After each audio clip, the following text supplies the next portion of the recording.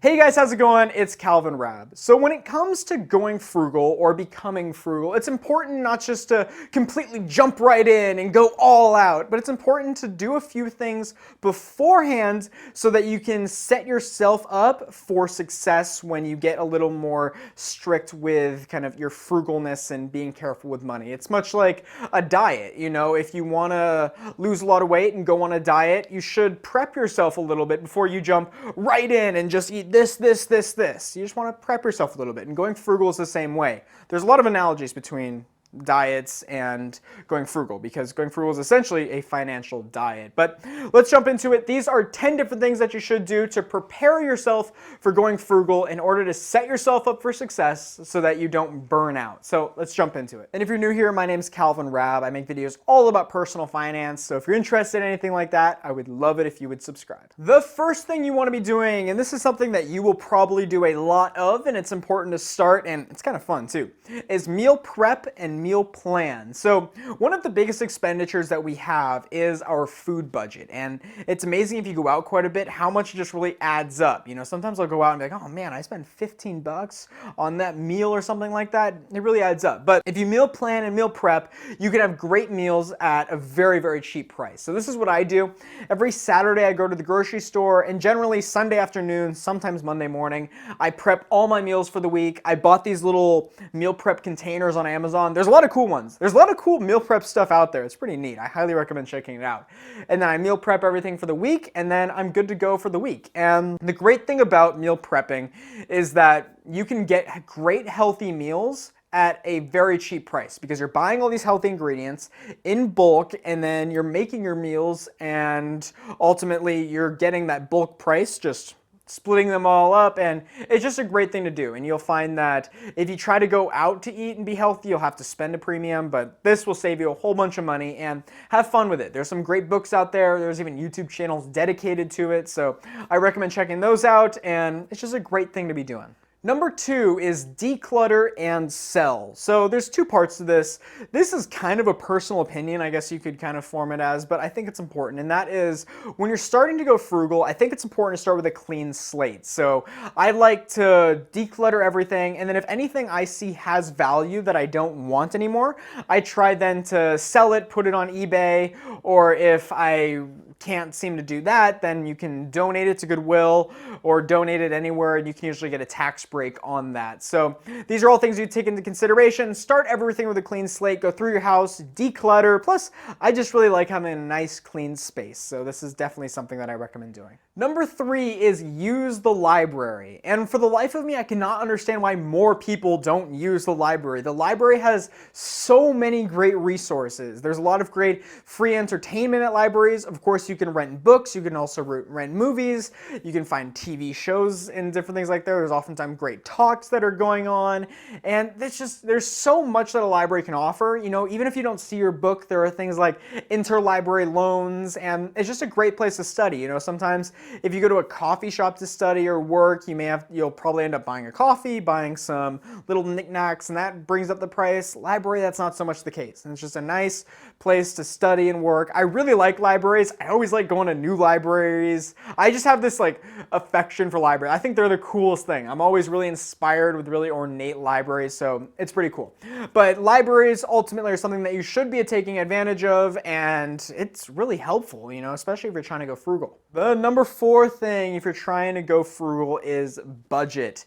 Budgeting will become something that you do a whole lot of when you're frugal, because it's hard to keep it all up here. There's a lot of different things going on, a lot of different transactions and things you're buying and things that you plan to buy. And by budgeting, you can really break it all down. You can get a simplistic look at your finances. There's a lot of great apps that are out there that will help you with budgeting. You can check those out. Although some people just like the paper and pencil one where you just write them all down. There's a lot of great YouTube channels here on YouTube just dedicated to budgeting, so you can check those out as well.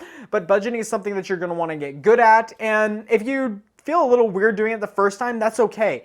As you do more and more of it, you start to fine tune your budgeting style to the point where, you've kind of invented your own budgeting way, and that's something that I really like. Now I know exactly how I write my budget, and you can do this on a monthly basis or a weekly basis depending on how you want to budget it out and how much time you have and how strict your budget is. And the key here is think of that budget as your game plan, and your frugal lifestyle is going to be in tune with that game plan. So it's that's how it works. And you want to use that, be strict to it, stick to it, and it can just give you good guidance through this kind of frugal lifestyle. Number 5 is evaluate your car. So when it comes to expenses that we have, it's important to take a good hard look at a lot of these expensive ones, and your car is one of them. So you're going to look at how much is that monthly payment? How much is it costing me every month in gas, in repairs? How is it holding up? How is it holding its value?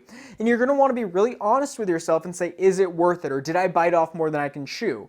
Because you may come to the conclusion that, hey, maybe it's a good idea if I sell it now because it's depreciating, it's costing me a lot, I seem to have bit off more than I can chew, I bought this more to impress than to actually use as much. And you may want to just try comparing it. Try comparing it to like a Prius or something and see how the price would change, if much, and if that would drastically change kind of how much money you got coming in. So take a good hard look at it and see if your car is an asset for you or if it's a big liability. You can also look into using the car to make money. You can go on apps like Turo and different things like that, which allow you to have other people rent out your car and different things like that. So just take a good hard look and evaluate your car to see if it is truly worth it. Number 6 is get your money working for you. So through this whole process of going frugal and becoming frugal, you are working pretty hard to save quite a bit of money, and you want your money to be working hard for you. So rather than just saving it and throwing it in a savings account, you want to have your money working for you. If you throw it in a savings account, you're basically losing money because it's not keeping up with inflation.